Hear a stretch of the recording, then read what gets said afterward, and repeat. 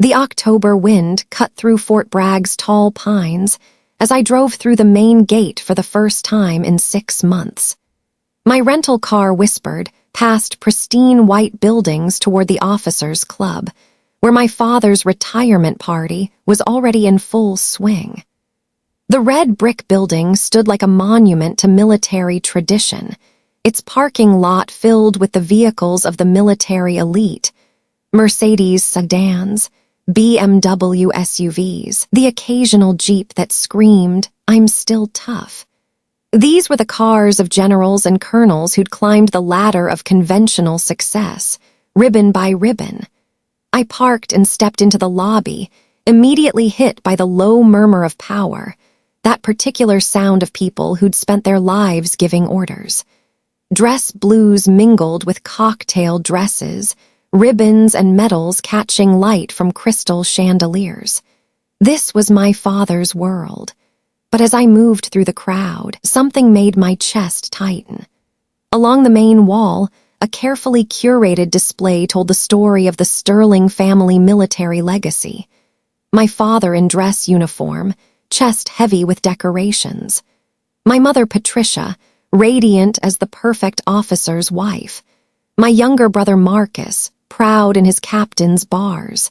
And then there was the space where my photograph should have been. A carefully arranged gap in the family portrait, as if I'd been surgically removed from their narrative. No West Point graduation picture. No commissioning ceremony. No acknowledgement that Colonel Robert Sterling had raised 2 children who'd chosen to serve. I'd been erased. Amanda! The voice behind me was coolly familiar. I turned to find my mother approaching, resplendent in navy blue Oscar de la Renta.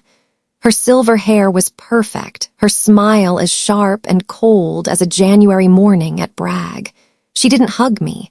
Instead, she placed her hands on my shoulders in what might have looked like an embrace but felt more like an inspection. Her eyes swept over my simple black blazer with disappointed assessment. "You look tired," she said, loud enough for nearby guests to hear. "There's something harsh about you, not like us." "Hello, Mother, the party looks lovely. Your father deserves a proper send-off. Everyone who matters is here. General Morrison, Roman 18 Airborne Corps Staff, Senator Williams." Her voice trailed off as she realized she was listing people who might actually know what I did for a living. Before I could respond, she was already moving away. "Excuse me, dear." So many details to manage. I watched her glide across the room, rejoining her social circle. To them, I was probably just another guest, perhaps a distant relative. Certainly not the daughter who'd graduated 3rd in her class from West Point, who'd spent 15 years serving in places they couldn't pronounce. Here I was, surrounded by the military elite, and I was more invisible than I'd ever been in any war zone. I ordered a Scotch neat at the bar, my father's drink, though he'd probably never noticed we shared that preference. The young soldier bartender served it with crisp military precision, nodding with the respect one service member shows another. At least someone here recognized what I was, even if they didn't know who I was. I found myself back at the display wall, studying the photographs that told the story of 4 generations of Sterlings in uniform, their eyes bright with confidence that comes from serving in the light, from having valor recognized and celebrated. And then there was me, the daughter who'd chosen the shadows. The daughter who'd learned to fight wars that didn't officially exist, to prevent conflicts that would never make the evening news, to serve a country that couldn't acknowledge her service without compromising her effectiveness. The daughter who'd been called Major, Lieutenant Colonel, Colonel, and now General, but never the one thing she'd wanted most to hear from the people in this room, never daughter we're proud of. The crowd began to shift as someone tapped a microphone. My father appeared on the small stage, magnificent in his dress blues, every ribbon perfectly aligned. Even at 62, Colonel Robert Sterling commanded attention with the presence that came from 3 decades of leading soldiers. He looked out over the assembled crowd, his friends, his peers, his legacy, and smiled with genuine warmth. This was his moment, his victory lap, his final opportunity to stand before the tribe that had defined his adult life. But as his eyes swept across the room, they passed over me as if I were just another face in the crowd. No acknowledgement, no nod, no flicker of recognition that his daughter had made it home for his big day. And in that moment, I realized tonight wouldn't just be about celebrating his retirement. Tonight would be about discovering exactly what Colonel Robert Sterling thought of the daughter he'd somehow forgotten how to see. What I was about to witness would answer that question sooner than I'd expected. My father stepped closer to the microphone, and the room fell silent as he prepared to address his guests. "Ladies and gentlemen," he began, his voice carrying the authority that had once echoed across parade grounds. "Before we begin, I'd like to introduce you to the people who matter most to me, my family." My pulse quickened. Surely now he would acknowledge all of his children. First, my beautiful wife Patricia, who has been the backbone of our family through countless deployments. Mother stepped forward with practiced grace, accepting warm applause. And my son, Captain Marcus Sterling. My brother appeared beside her in dress blues. Marcus is following in the family tradition, already making his mark as one of the youngest captains in the 82nd Airborne. The Army's future is in good hands. The crowd erupted in applause. I found myself clapping too, genuinely proud of Marcus. But then my father's eyes swept the room, meeting mine for a brief moment. I straightened, waiting for the acknowledgement, the simple recognition that his daughter had also chosen to serve. Instead, his gaze moved past me as if I were invisible. "Now," he said, turning back to the crowd, "I see Senator Williams here tonight along with General Morrison." The words hit like a physical blow. He was moving on. The family introductions were over, and I hadn't been included. Not ignored by accident, but deliberately excluded. Around me, conversations resumed, but I caught fragments.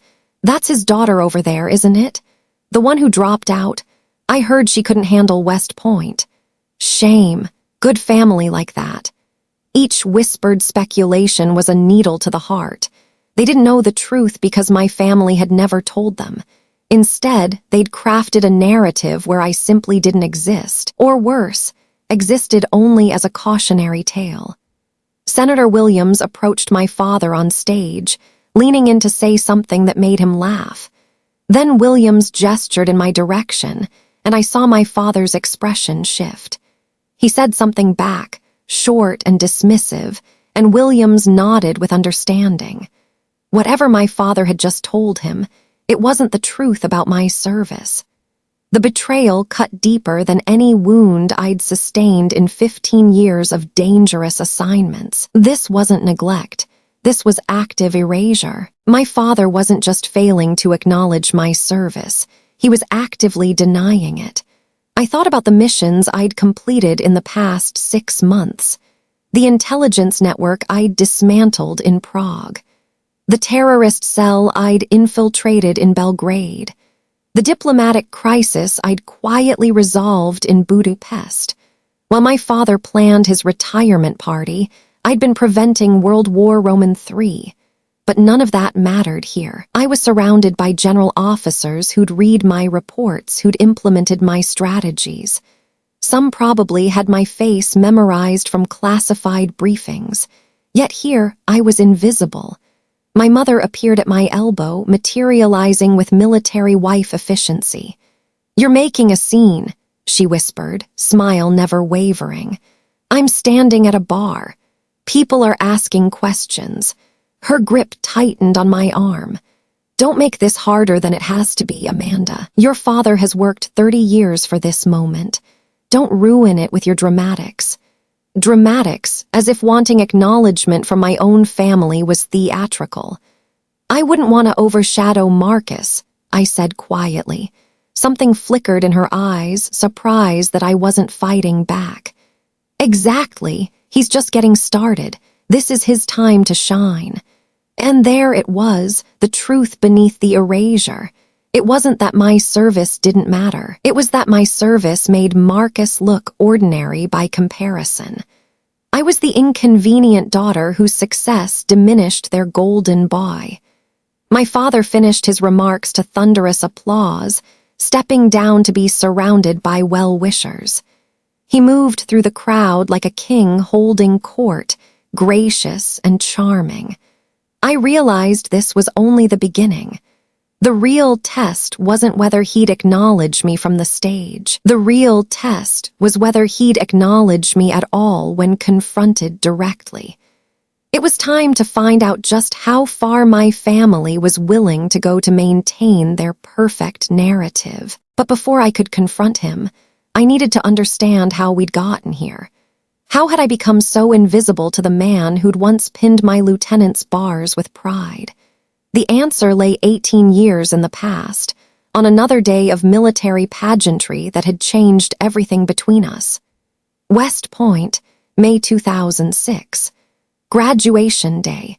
I could still feel the Hudson River breeze cutting across the parade ground as I'd stood in that sea of gray uniforms, third in my class, ready to take my oath as a second lieutenant. My father had been so proud that morning, beaming as he pinned my lieutenant's bars to my shoulders. "Amanda," he'd said, his voice thick with emotion, "you've made me so proud. You're everything I hoped you'd be." But then came the conversation that changed everything. "I've been thinking about your branch assignment," he'd continued. "Infantry would be perfect for you, real leadership experience." "Actually, Dad, I've already made my decision. I'm going into military intelligence." The change in his expression was immediate and devastating. The pride drained from his face like water through a sieve. "Intelligence?" He'd said the word like it tasted bitter.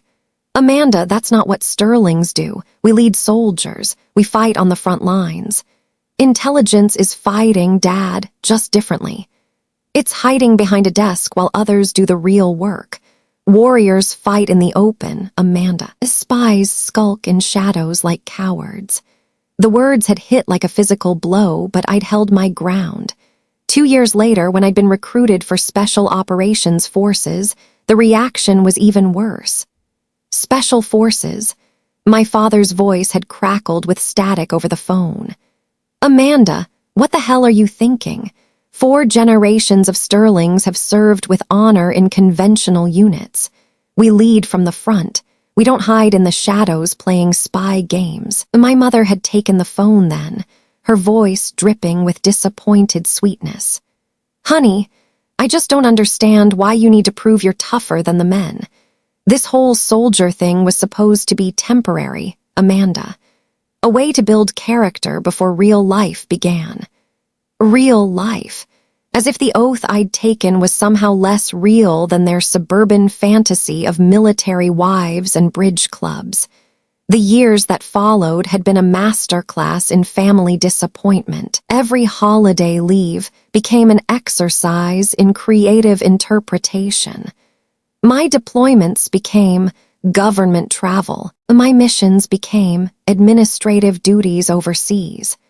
My commendations were acknowledged with the enthusiasm most people reserved for discussing insurance policies. When I'd made major, my father's congratulations lasted 30 seconds before he'd pivoted to Marcus's tennis accomplishments. When I'd been selected for advanced training at the Defense Intelligence Agency, my mother asked when I was going to find a real job that uses your feminine qualities. When I'd earned my first star, my father had responded by asking if the promotion came with better health insurance. But perhaps the most telling moment came 3 years ago at Marcus's commissioning ceremony. I'd flown back from a classified mission in Syria to watch my brother receive his bars. At the reception, I'd watched my father introduce Marcus with voice-cracking pride.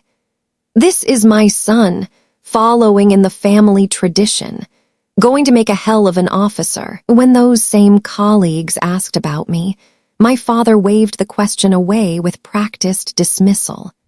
"Oh, Amanda's got some kind of government job. Nothing too exciting. You know how it is with women in the service. They find their niche in the support roles. Support roles. As if the intelligence I'd gathered hadn't shaped military strategy across 3 theaters. As if the operations I'd planned hadn't prevented attacks on American soil. As if the risks I'd taken were somehow less valuable because they couldn't be displayed on a family wall. Standing here now, watching my father hold court with the same colleagues who'd heard him diminish my service for decades, I finally understood the true scope of his betrayal. He'd spent years crafting a narrative where his daughter was a well-meaning but unsuccessful attempt at military service, a cautionary tale about women playing soldier. And the most devastating part, he'd convinced himself it was true. My father finished another anecdote to appreciative laughter, and I caught his eye across the room.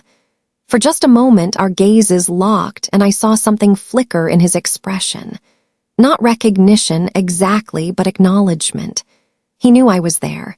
He knew I was watching, and he looked away.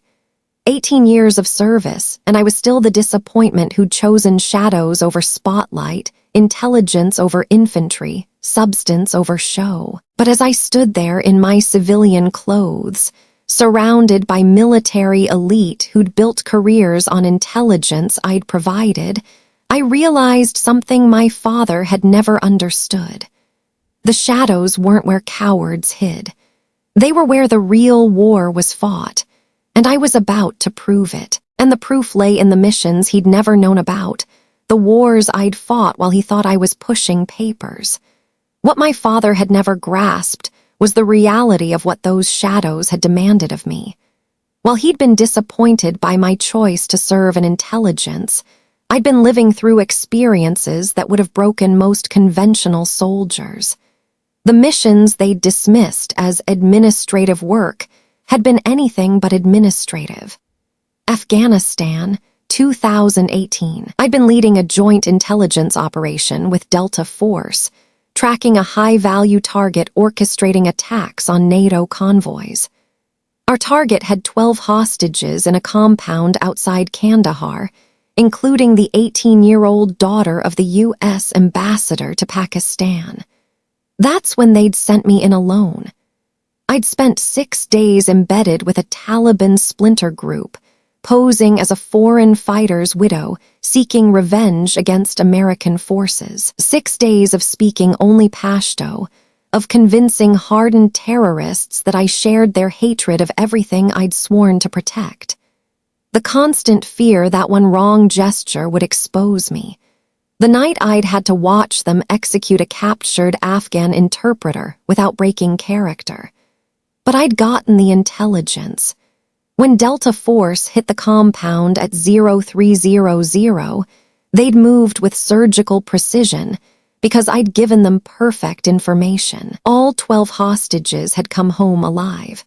While my father had been planning charity golf tournaments at Fort Bragg, I'd been preventing international incidents. Syria, 2019. The chemical weapons facility outside Damascus was crawling with Hezbollah fighters and Iranian advisors. My mission: confirm whether they were producing sarin gas for use against civilians. I'd infiltrated posing as a German arms dealer's representative, walking through laboratories where they manufactured death, taking photographs with a camera hidden in my jewelry. Every moment knowing that discovery meant torture and execution. The intelligence I'd gathered prevented those weapons from reaching 3 terrorist organizations. Thousands of innocent lives saved because I'd been willing to risk everything in those shadows my father despised. Iraq, 2020. An Iranian network was planning coordinated attacks on American bases across the region. For 4 months, I'd lived as Amira Hassan, a radicalized Lebanese American seeking to join the resistance. The psychological toll was crushing, every day pretending to hate everything I'd devoted my life to protecting. every night wondering if Amanda Sterling would survive the deception. But when they'd revealed their plans, simultaneous truck bombings at 3 bases, I'd been able to stop them. The night raids I'd coordinated rolled up 37 operatives.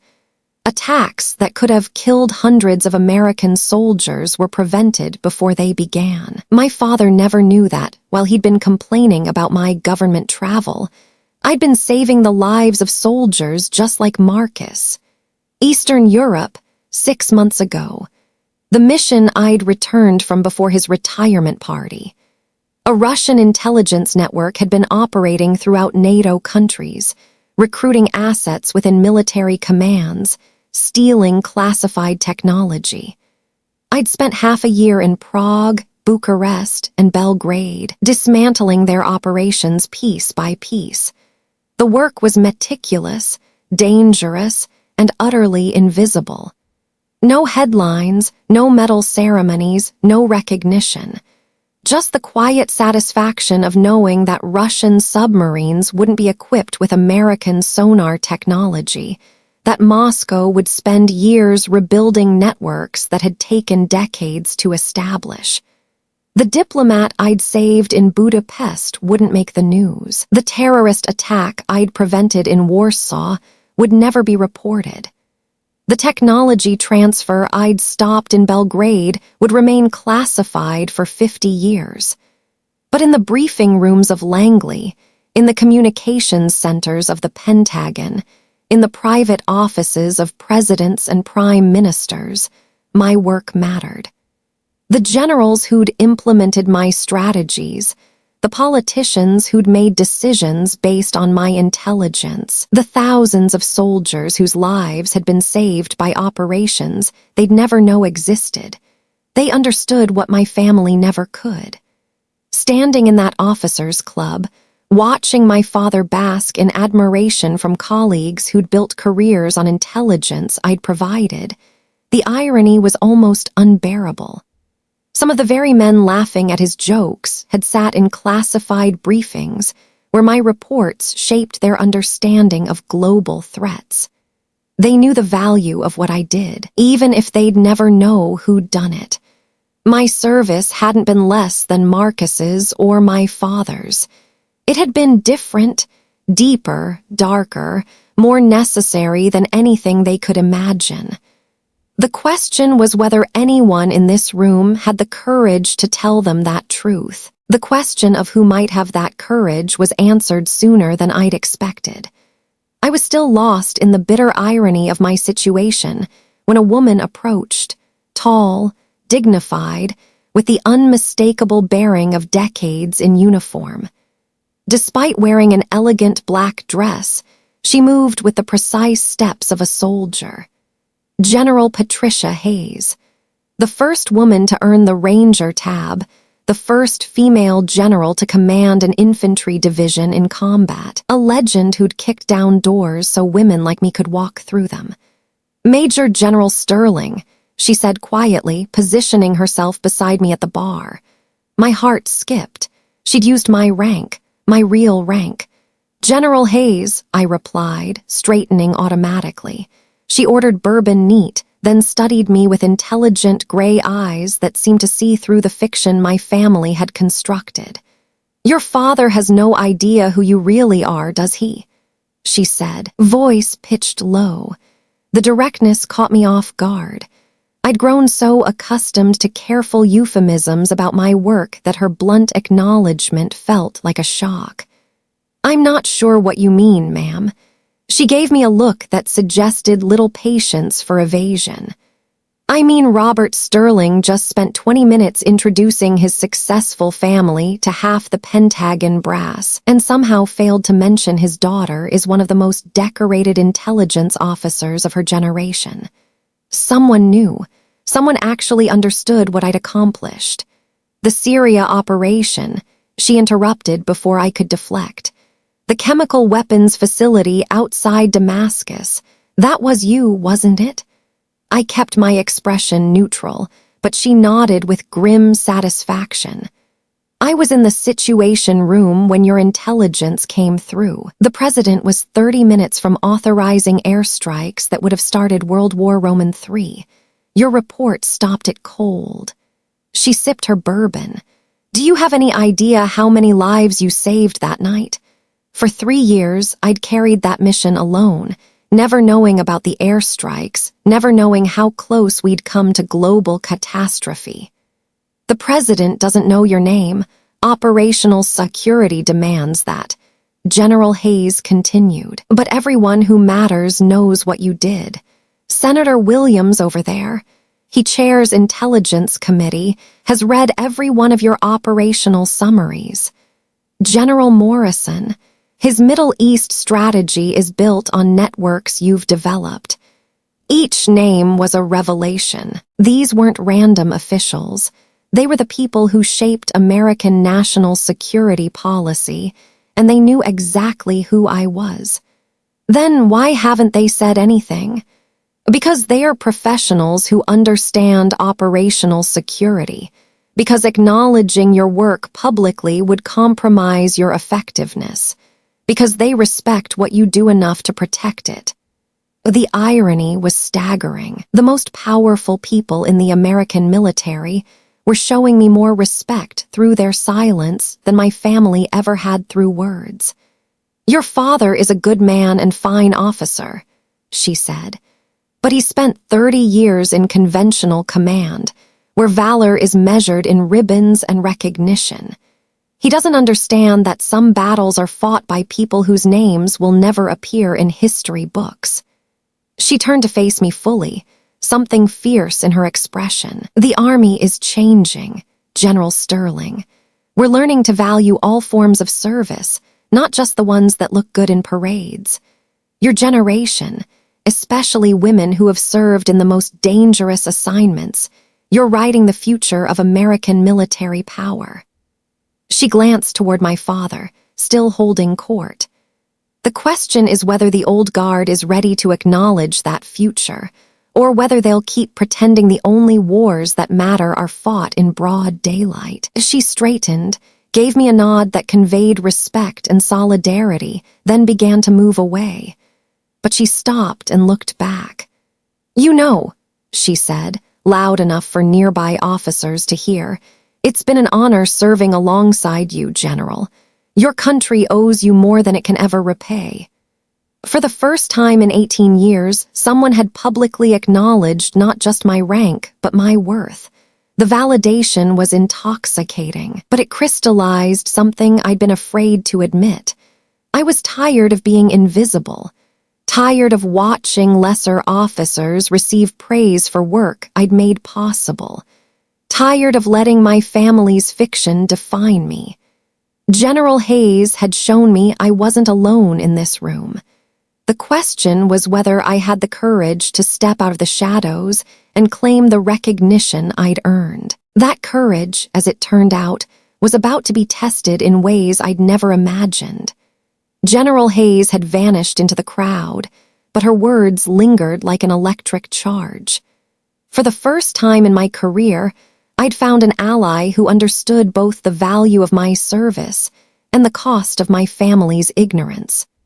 I was still processing our conversation when another presence appeared beside me. Admiral Kate Morrison, whose reputation in naval intelligence was legendary. Silver-haired and sharp-eyed, she carried herself with the quiet authority of someone who'd managed America's most sensitive secrets. Interesting conversation you just had, she said quietly, signaling for wine. I kept my expression neutral. I'm not sure what you mean, ma'am. She smiled, a thin, knowing expression. Patricia Hayes doesn't make social visits, General. When she singles someone out, it's because she's identified a problem that needs solving. Before I could respond, General Hayes returned with purposeful determination. She wasn't alone. Behind her came a man I recognized from classified briefings, Deputy Secretary of Defense James Mitchell. General Sterling, Hayes said, I believe you know Admiral Morrison, and this is Deputy Secretary Mitchell. Mitchell extended his hand with easy confidence. "General, it's an honor to finally meet you. Your work has been impressive." The careful phrasing told me everything. This wasn't coincidental. This was a coordinated approach by senior leadership who decided my situation required attention. "Perhaps we could find somewhere more private," Admiral Morrison suggested, glancing at the crowd. 5 minutes later, I sat at a mahogany table with 3 of the most powerful figures in American defense policy. Here, finally, was a room where my service record spoke louder than my family's disappointment. "Let's be direct," Mitchell began. "We have a problem. One of our most valuable intelligence assets is being systematically undermined by perception management failure. Your father has spent years telling anyone who will listen that his daughter essentially failed at military service," Admiral Morrison explained. "That narrative is beginning to affect how this community views intelligence services generally." General Hayes leaned forward. "It's contributing to a cultural divide where conventional military leaders don't understand or respect special operations and intelligence work. Your father's dismissal feeds into that problem." The implications hit me like a cold wave. This wasn't just personal anymore. My family's fiction was potentially damaging institutional relationships that kept America safe. "What are you proposing?" Mitchell smiled. "Tomorrow night, there's a formal retirement ceremony for your father. Full military honors, several hundred attendees, including Pentagon leadership and half the Senate Armed Services Committee. An ideal opportunity," Admiral Morrison added, "for the intelligence community to demonstrate appreciation for your father's service, and perhaps clarify some misconceptions about modern military operations." General Hayes showed me a document on her phone.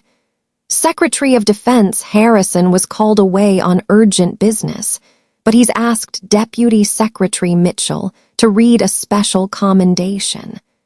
I studied the official letter praising my father's career, but also noting the extraordinary contributions of his daughter, Major General Amanda Sterling, whose classified service has been instrumental in protecting American interests worldwide. "This would put my service on public record," I said. "In the most respectful way possible," Mitchell assured me. "No operational details, no compromise of classified information. Simply acknowledgement that Colonel Sterling's daughter has served with distinction." "And if I say no," Admiral Morrison answered, "then nothing changes. Your father retires believing his fiction, your family continues diminishing your service, and the intelligence community loses an opportunity to build bridges." She paused. "But more importantly, you continue carrying the weight of unacknowledged service, and that burden gets heavier with time, not lighter." Outside, I could hear distant laughter from my father's party, celebration of a career built in the light, surrounded by recognition. These leaders were offering something I'd never dared hope for, the chance to step out of shadows by allowing the truth of my service to be acknowledged. "If we do this," I said finally, "there's no going back. Once the truth is public, my family will have to confront what they've denied for 18 years. General Hayes nodded gravely. "That's exactly the point, General. The question is whether you're ready for that confrontation." I thought about my father's dismissive introduction, my mother's casual cruelty. The years of watching Marcus receive praise for achievements that paled beside my classified successes. Then I thought about the soldiers whose lives I'd saved, the attacks I'd prevented, the wars I'd helped avoid. "I'm ready," I said. The 3 leaders smiled, and I realized tomorrow night wouldn't just be about my father's retirement. It would be about the emergence of a different kind of military hero, one whose battles had been fought in shadows, but whose service could finally be acknowledged in the light. The emergence of that hero would require one final reconnaissance mission, this time with my own family as the target. The next morning, a text from my mother arrived at 7 a.m. Family dinner tonight before the ceremony. Just the four of us. 6 p.m. at the house. The timing was perfect, almost suspiciously so. But my mother had always possessed an uncanny ability to orchestrate gatherings when she needed to manage a situation. I spent the day preparing like any covert operation. The recording device Admiral Morrison had provided was no larger than a button, designed to capture clear audio while remaining undetectable. "Think of it as intelligence gathering," she'd said. "Sometimes the most important battles are fought around dinner tables." At 5:45 p.m., I stood outside the colonial house where I'd grown up, the same house where I'd been erased from family photographs. I activated the recording device and rang the doorbell. My mother answered wearing cream cashmere that probably cost more than most soldiers' monthly pay.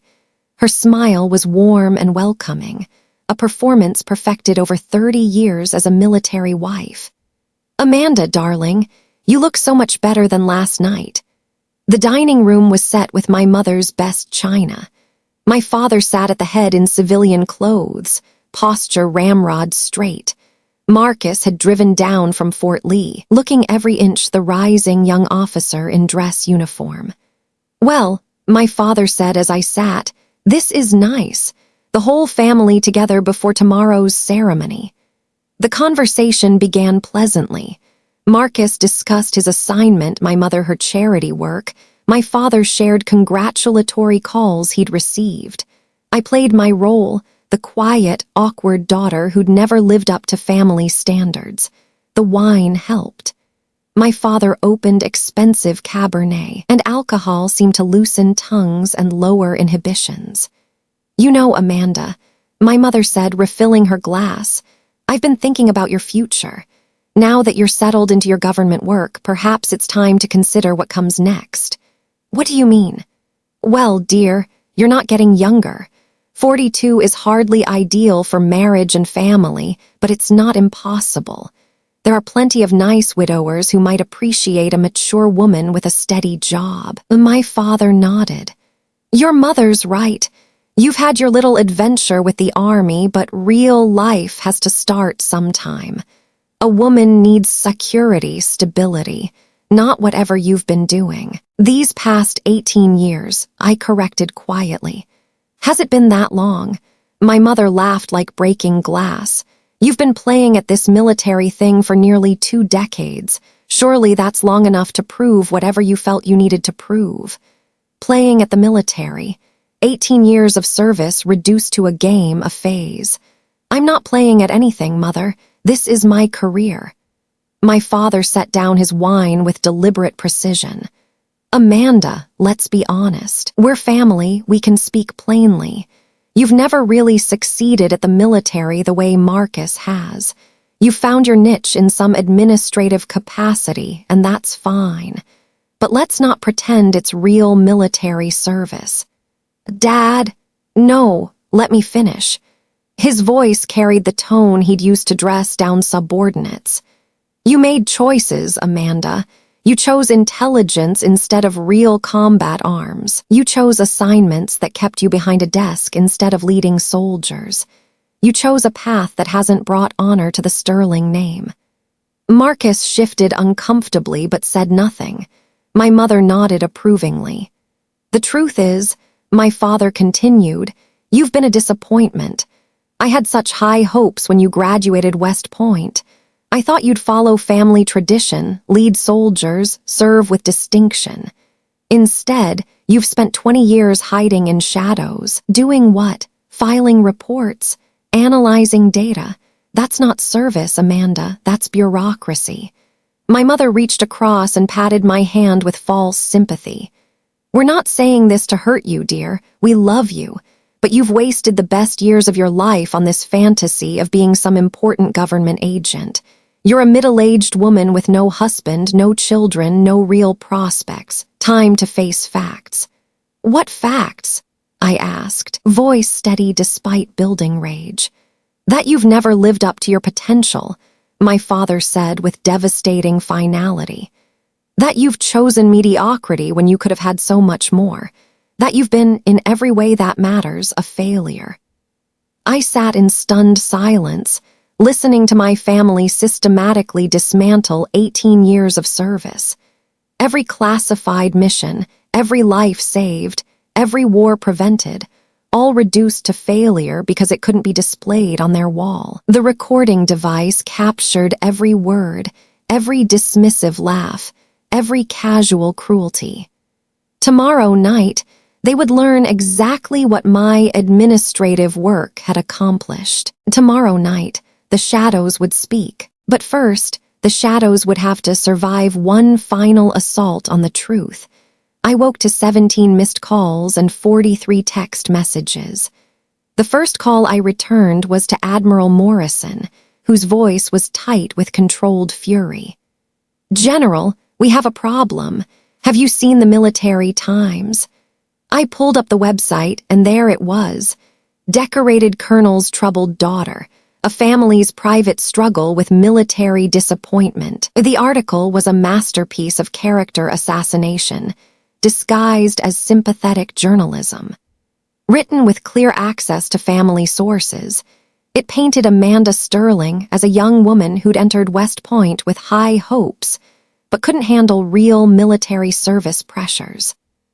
Anonymous family friends described my struggles with authority, my inability to succeed in traditional roles, my retreat into low-visibility government work away from real responsibility. It mentioned my lack of family, social isolation, how I disappointed a distinguished father. Most devastatingly, it suggested my absence from yesterday's retirement celebration was part of a pattern stemming from my inability to accept my limitations. "This isn't journalism," I told Admiral Morrison. "This is psychological warfare."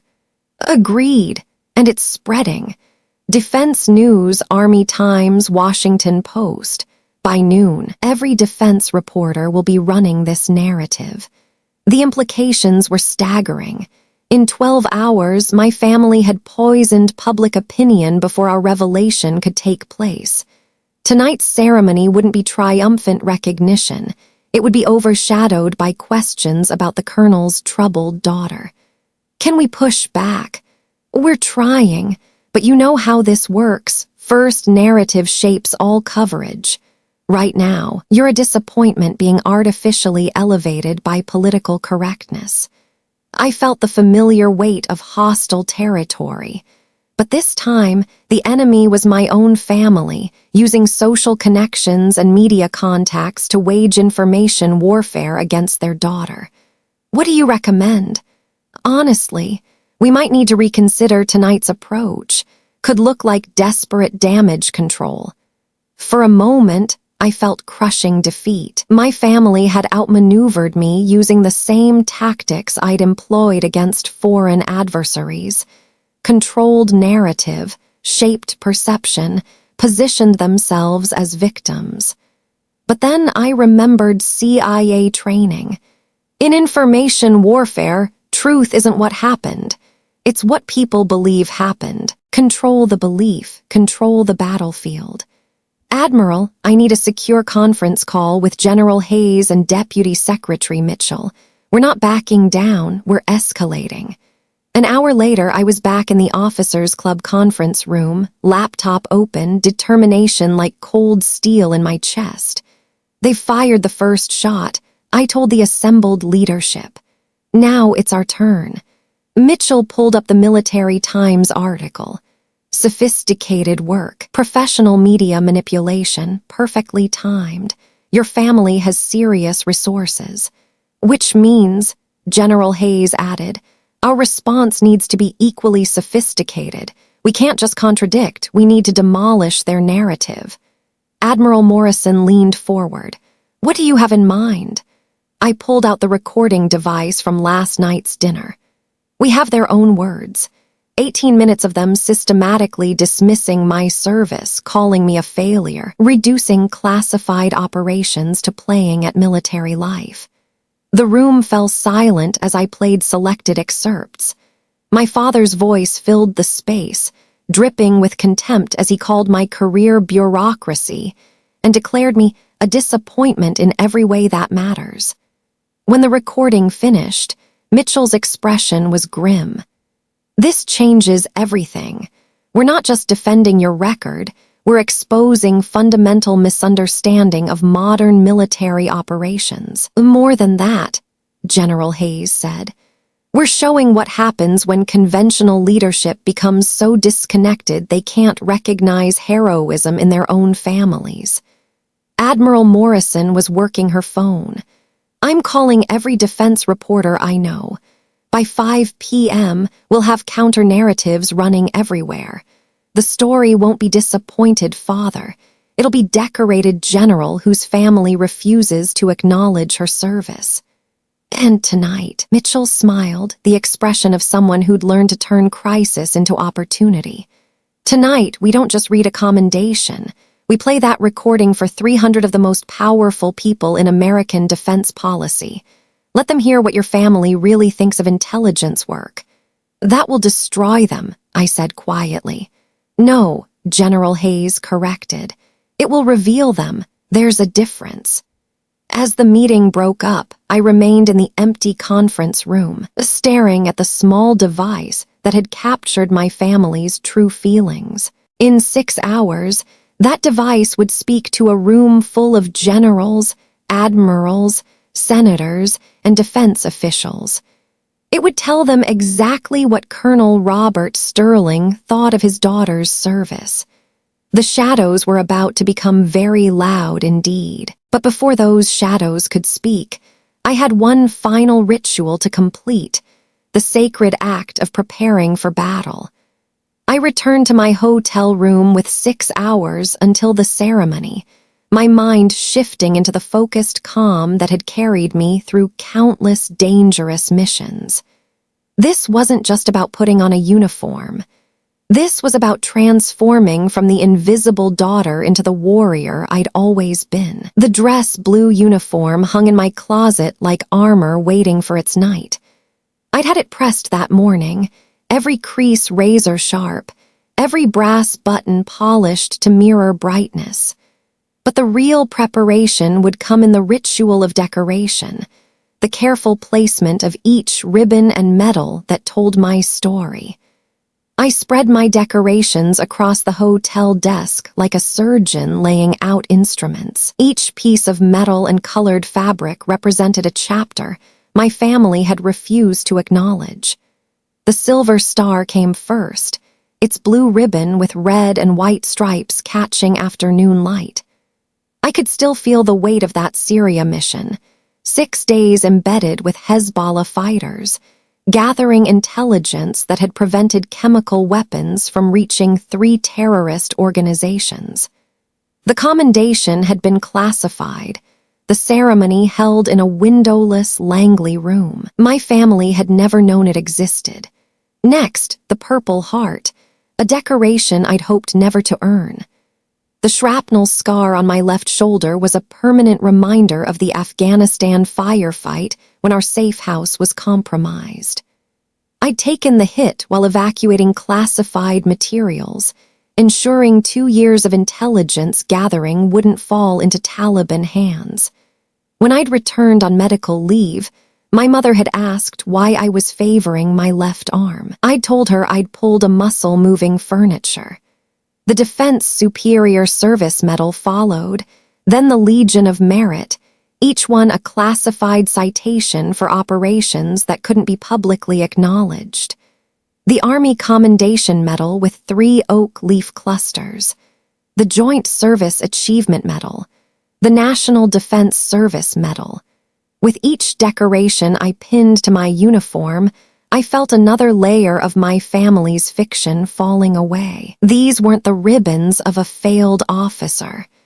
They were the decorations of a warrior who'd served in America's deepest shadows. The most significant addition came last, a decoration I'd never worn publicly. The CIA pin, a simple silver eagle clutching a shield, authorized for wear by military officers on assignment to the agency. Small, understated, and utterly transformative. For 18 years, I'd kept my CIA assignment classified even from family. Tonight, that classification would end. The pin would tell everyone exactly where my loyalty had been, exactly what kind of service I'd provided while they thought I was pushing papers. I stood before the mirror, studying my reflection. The woman looking back was no longer the disappointed daughter from last night's party. This was Major General Amanda Sterling, Deputy Director of Operations for the Central Intelligence Agency. But the final transformation required more than ribbons and rank.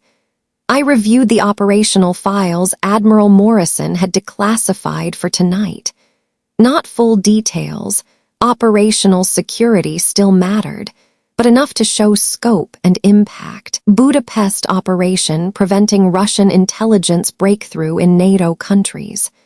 Belgrade mission disrupting arms trafficking to terrorist organizations. Prague network I'd dismantled, saving American diplomatic personnel from assassination. Each file was stamped with highest classification markings, then marked declassified for official use with today's date. By tomorrow, they'd be reclassified, locked away again. But tonight, they would speak truth about my service. My phone buzzed with a text from General Hayes. Auditorium secure. Press briefing complete. Target audience in place. You ready? I looked at myself one final time. The uniform fit perfectly, each decoration precisely placed according to regulations I'd memorized at West Point. But more than that, it felt right. For the first time in my adult life, my appearance matched my reality. I typed back, ready. The walk to the base auditorium took 15 minutes but felt like a lifetime. With each step, I felt the weight of 18 years of hidden service, of classified missions that had shaped world events, of sacrifices that had gone unrecognized. A few soldiers passed me on the sidewalk, their eyes automatically going to my rank and decorations before snapping to attention with crisp salutes. "Good evening, General," they said, voices carrying respect that came naturally when military personnel recognized true service.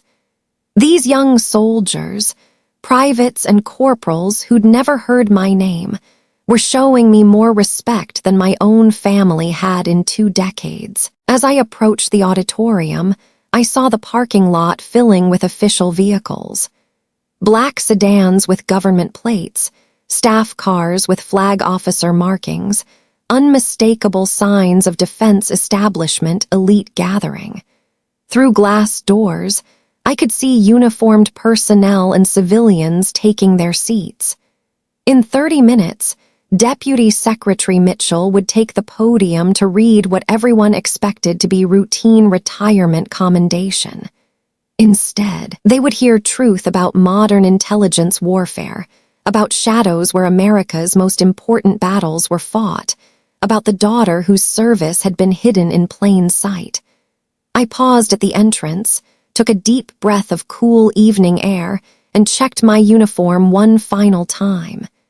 Everything was perfect, every ribbon straight, every button aligned, every detail regulation correct.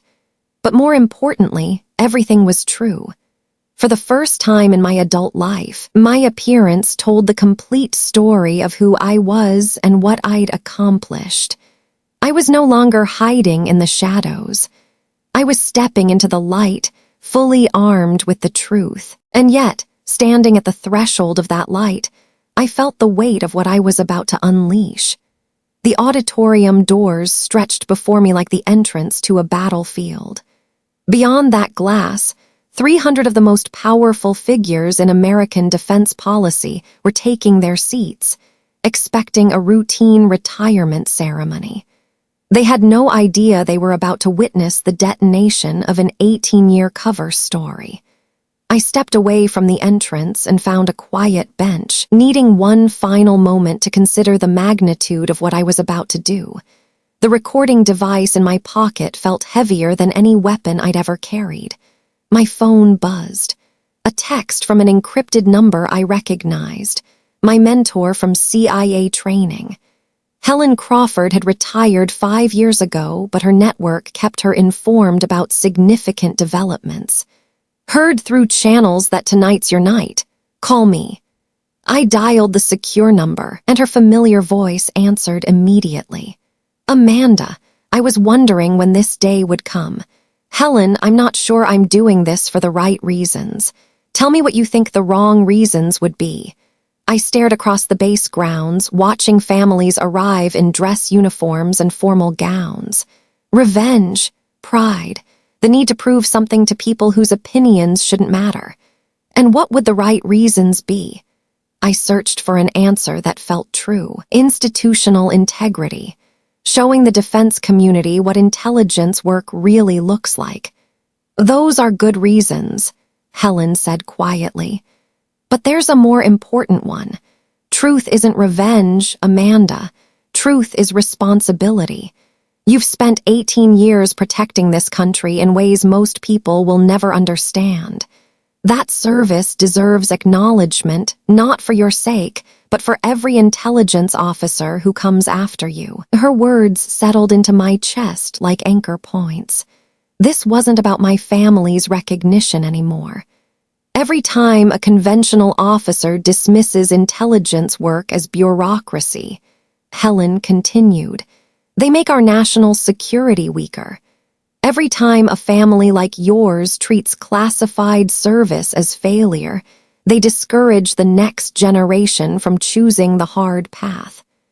I thought about the young officers I'd mentored, brilliant people who'd hesitated to pursue intelligence assignments because their families wanted them in real military jobs. You're not just fighting for yourself tonight. You're fighting for the legitimacy of the entire intelligence community. The question isn't whether you have the right to seek recognition. It's whether you have the responsibility to demand it. The distinction hit me like a revelation. This wasn't about personal validation. It was about professional obligation. What if it destroys my relationship with my family permanently? Helen's laugh was soft but knowing. Amanda, what relationship? They've spent 18 years pretending you don't exist professionally. Tonight, you're making that choice explicit. They can acknowledge who you really are, or they can lose you entirely. And if they choose to lose me, then you'll finally be free to build relationships with people who see your true worth. The family that matters isn't the one you're born into. It's the one that chooses to stand with you. I thought about General Hayes, Admiral Morrison, Deputy Secretary Mitchell, the respect in their voices when they'd used my rank. Helen, what if I'm just a bitter daughter trying to hurt the people who hurt me? Then you wouldn't be calling me asking these questions. Bitter people don't doubt their motivations, Amanda. The fact that you're wrestling with this decision proves you're doing it for the right reasons. Through the auditorium windows, I could see the ceremony beginning. My father sat in the front row, surrounded by colleagues who'd shaped his career. My mother beside him in elegant evening dress, the perfect military wife. Marcus in dress uniform, representing the next generation of sterling service. They looked like the ideal military family, distinguished, traditional, united. But it was a lie. And lies, no matter how beautiful, eventually corroded everything they touched. Am I about to make the biggest mistake of my career? The pause lasted exactly 3 seconds, long enough for a veteran intelligence officer to consider all angles. No, Amanda, you're about to make the most important decision of your career. 20 years from now, when some young female officer is deciding whether to pursue a difficult intelligence assignment, she'll know it's possible because you had the courage to stand up tonight. I felt something shift inside me, a fundamental realignment that transformed tonight from personal catharsis to professional responsibility. Thank you, Helen. Don't thank me. Just make sure you're doing this with dignity and honor. That's what separates us from people who use truth as a weapon. I ended the call and sat in gathering darkness, watching the last stragglers enter the auditorium. In 10 minutes, the ceremony would begin. In 20 minutes, 300 of America's most powerful defense officials would learn exactly what they'd been missing about modern intelligence warfare. I stood up, straightened my uniform, and walked toward the entrance. My steps were steady, my purpose clear. I wasn't seeking revenge against my family. I was fulfilling my obligation to my profession, my country, and the truth. Tonight, the shadows would finally have their voice. That voice would speak sooner than anyone in the auditorium could have imagined. I stepped through the glass doors into a world of military pageantry and subdued power. The Fort Bragg auditorium had been transformed. American flags flanked the stage, honor guards stood at attention, and 300 of the defense establishment's most influential figures filled the seats. I found an empty seat in the back row, my dress blues drawing respectful nods from officers who recognized my rank but not my face. The irony wasn't lost on me. Surrounded by the military elite, I was still invisible, still the unnamed daughter whose service remained classified. But not for much longer. My father sat in the front row like a king holding court, magnificent in dress blues. Beside him, my mother radiated polished elegance from 30 years of military social events. Marcus, handsome in his captain's uniform, represented everything the Sterling family valued: traditional service, public recognition, conventional success. They looked like American military royalty. In 10 minutes, their carefully constructed image would shatter like crystal against concrete. The ceremony began traditionally, posting of colors, national anthem, opening remarks. I listened while running through the timeline Admiral Morrison had coordinated. Everything was proceeding exactly as planned. Then Colonel Henderson stepped to the podium. "Ladies and gentlemen, it's my honor to present Deputy Secretary of Defense James Mitchell, who will be reading a special commendation from Secretary Harrison." Mitchell rose and walked to the podium with Washington confidence. He carried a folder containing far more than the standard retirement boilerplate my father expected. "Secretary Harrison regrets that urgent business prevented his attendance, but he wanted me to personally deliver his thoughts on Colonel Sterling's remarkable career." The first paragraphs were exactly what everyone expected: praise for my father's leadership, dedication, role in developing military leaders. Standard ceremony language generating polite applause. But then Mitchell's tone shifted almost imperceptibly. "However, tonight's celebration is about more than Colonel Sterling's individual achievements.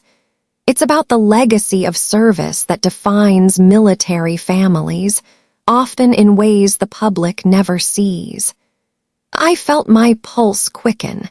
This was our planned transition from routine commendation to uncomfortable revelation. The Sterling family embodies a tradition spanning generations, including contributions that, due to their classified nature, have remained hidden from public recognition. Tonight, with appropriate declassification, we can finally acknowledge the extraordinary service of Colonel Sterling's daughter. A subtle murmur rippled through the audience. My father's confident smile flickered. This wasn't his expected script. Major General Amanda Sterling has served 18 years in some of the most challenging and dangerous assignments our nation can offer. Her work in intelligence and special operations has been instrumental in protecting American lives and interests worldwide. The murmur grew louder. Heads turned, People leaned forward. My mother's face had gone pale, her practiced composure cracking for the first time in decades. Mitchell paused, letting implications sink in before delivering information that would rewrite everything my family thought they knew about my career. General Sterling's classified service includes disrupting a chemical weapons network in Syria that prevented regional war, dismantling Russian intelligence operations across Eastern Europe, and preventing multiple terrorist attacks against American personnel and facilities. Complete silence. 300 of America's most powerful defense officials were learning that the woman they'd been told was a family disappointment was actually one of their most successful intelligence officers. But Mitchell wasn't finished. He pulled out the small recording device that had captured my family's dinner conversation. To fully understand the context of General Sterling's service, I believe it's important for you to hear how that service has been characterized by those closest to her. My father half rose from his seat, face showing confusion and growing horror. "Jim, what are you?" But Mitchell had already pressed play. My father's voice filled the auditorium. "You've been a disappointment, Amanda. You've chosen a path that hasn't brought honor to the Sterling name." The collective intake of breath from 300 people was audible. My mother's voice followed. "You've wasted the best years of your life on this fantasy of being some important government agent." Then my father again, contempt unmistakable. "That's not service, Amanda. That's bureaucracy. You've been, in every way that matters, a failure." The silence that followed was deafening. Politicians and generals exchanged shocked glances, faces reflecting disbelief and growing anger. These were people who understood intelligence work's value, who'd built careers on operations I'd conducted. To hear a military family dismiss such service as failure was beyond their comprehension. Mitchell let the silence stretch for exactly 10 seconds before returning to the microphone. "Ladies and gentlemen, Major General Amanda Sterling is present with us tonight. General, would you please stand?" Every eye turned toward me as I rose from the back row. The dress blues I'd carefully prepared gleamed under lights, every ribbon and medal telling its story of classified heroism. But it was the small silver CIA pin on my chest that drew the most attention, the decoration that revealed exactly where my loyalties had been for 18 years. The applause began slowly, started by General Hayes in the third row. Admiral Morrison joined her. Then Mitchell himself began clapping from the podium. Within seconds, the entire auditorium was on its feet, 300 of America's most powerful defense officials giving me a standing ovation that seemed endless. Through the thunder of applause, I could see my family in the front row. My father sat frozen, face ashen, staring at me as if seeing me for the first time. My mother had buried her face in her hands, shoulders shaking. Marcus looked between his parents and me, expressions cycling through confusion, shock, and what might have been understanding. The most important moment came when Senator Williams, chairman of the Intelligence Committee, left his seat and walked directly to my father. I couldn't hear his words over continuing applause, but his body language was clear, the rigid posture of a man delivering a very serious message to someone who had gravely disappointed him. The standing ovation continued for nearly 2 minutes. When it finally subsided, Mitchell delivered his final statement. "Colonel Sterling, your own service has been exemplary, and tonight we honor that service. But we also honor your daughter's service, whose contributions to our national security have been extraordinary. It's our hope that moving forward, the entire Sterling family can take pride in the different but equally valuable ways they've served our nation." The ceremony concluded with traditional military honors for my father, presentation of flags, reading of citations, formal recognition of his 30-year career. But everyone knew the evening's real significance lay in what had been revealed about the invisible war fought by his daughter. As the crowd dispersed, I remained seated, watching my family navigate the aftermath of their public humiliation. My father was surrounded by colleagues offering subdued congratulations that felt more like condolences. My mother had disappeared, probably to repair her makeup and composure. Marcus stood alone near the stage, looking lost and overwhelmed. For 18 years, I'd been the family's secret, the daughter whose service couldn't be acknowledged because it didn't fit their narrative. Tonight, that narrative had been permanently destroyed, replaced by a truth far more complex and uncomfortable than anything they'd been prepared to face.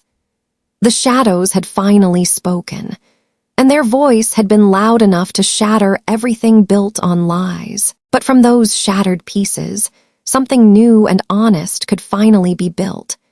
6 months later, I stood in my father's study, the same room where he'd once lectured me about choosing shadows over spotlight. The walls still held his military memorabilia, but now they included something new. A framed photograph of me receiving the CIA Director's Award, flanked by pictures of Marcus and my father at their own ceremonies. The Sterling family military legacy, finally complete and honest. My father sat behind his desk, looking older but somehow more at peace. The months following the ceremony had been difficult, painful conversations, hard truths, and the slow work of rebuilding relationships broken by years of willful blindness. "I owe you an apology," he said, his voice carrying none of the commanding authority I remembered. "Not just for that night, but for 18 years of failing to see what was right in front of me." "Dad, let me finish." He held up his hand. "I convinced myself that what I couldn't understand wasn't valuable. I made the classic mistake, thinking only battles fought in daylight mattered." He gestured toward newspapers on his desk. Several defense journalists had written about the cultural divide between conventional military leadership and intelligence community. My story had become a case study in how institutional prejudice could blind even well-meaning people. Senator Williams asked me to speak at a Pentagon symposium about family support for intelligence officers. They want to use our situation as an example of what not to do. "And what did you tell him?" "That I'd be honored to help. Maybe some good can come from my mistakes." Marcus entered, confident in his civilian clothes. He'd been promoted to major and requested transfer to military intelligence. Our family's experience had opened his eyes to modern warfare's complexity. "The car's here," he said. "Ready for this?" I nodded, straightening my uniform. Today, I was giving the keynote at West Point's graduation, the first CIA officer ever invited to speak to the entire graduating class. My mother appeared in the doorway, elegant as always, but with something new in her expression, genuine pride mixed with hard-earned humility. The months had been hardest on her, forcing her to confront prejudices and the social circle that reinforced them. But she discovered something unexpected: respect from intelligence officers' spouses who'd thanked her for finally acknowledging the sacrifices our families make.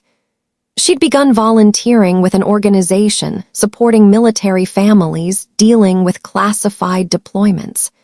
At West Point, I stood on the same stage where I'd graduated 22 years earlier, looking out at gray uniforms representing America's future military leadership. This time, I wasn't the invisible daughter or family disappointment.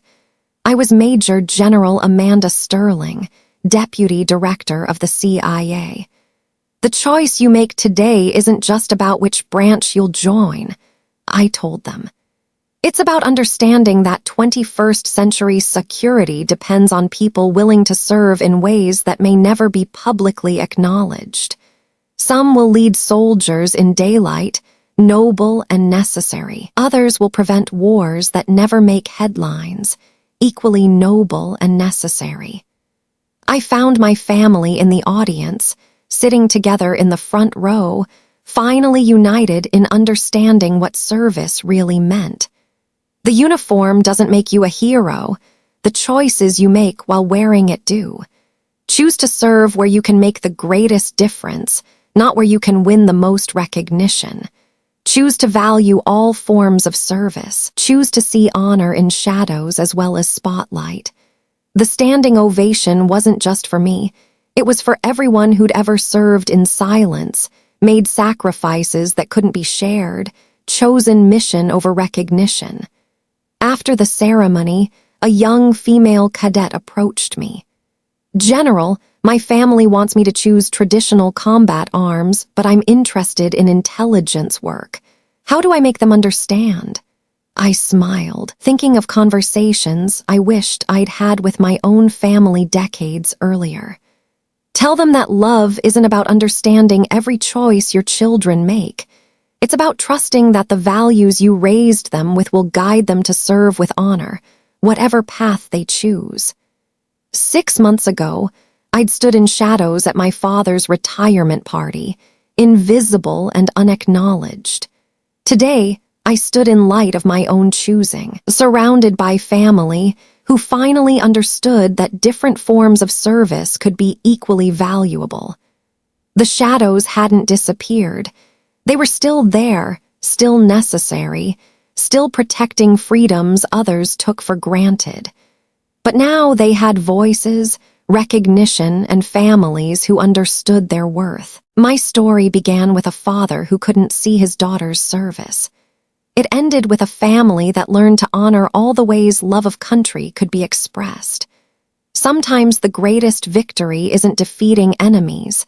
It's helping people you love understand who you really are. If this story has resonated with you, if you've ever felt invisible in your own family or unrecognized for your work, please know that your service matters. Your voice deserves to be heard. Share your stories of hidden strength in the comments below. Like this video if it reminded you that honor comes in many forms. Subscribe to Honor Vindicated for more stories of courage and recognition. Remember, you are not alone, and your service, whatever form it takes, makes a difference.